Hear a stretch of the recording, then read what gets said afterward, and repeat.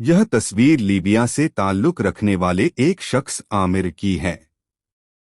इस साल आमिर हज की नियत से सफर के लिए रवाना हुए, लेकिन एयरपोर्ट पर उनके नाम में होने की वजह से उन्हें सिक्योरिटी क्लियरेंस नहीं दी गई और जहाज आमिर को छोड़कर उड़ान भर गया।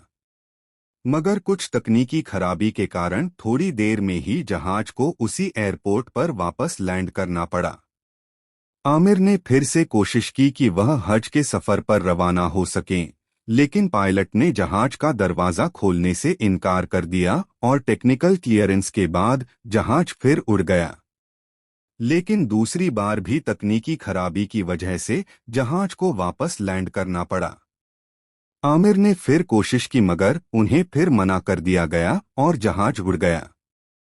फिर तीसरी बार भी वही हुआ, तकनीकी खराबी और वापसी। इस बार पायलट ने साफ कहा कि जब तक आमिर जहाज में सवार नहीं होते वो जहाज नहीं उड़ाएंगे।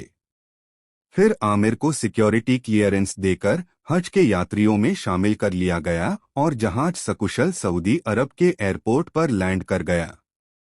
बैतुल्लाह की जियारत के लिए कबूलियत ही असल है। कुछ लोग ज़मीन पर गुमनाम होते हैं, लेकिन अर्श आसमानी दुनिया पर मशहूर और महबूब होते हैं। जिसे चाहा दर पे बुला लिया, जिसे चाहा अपना बना लिया। ये बड़े करम के हैं फैसले, ये बड़े नसीब की बात है।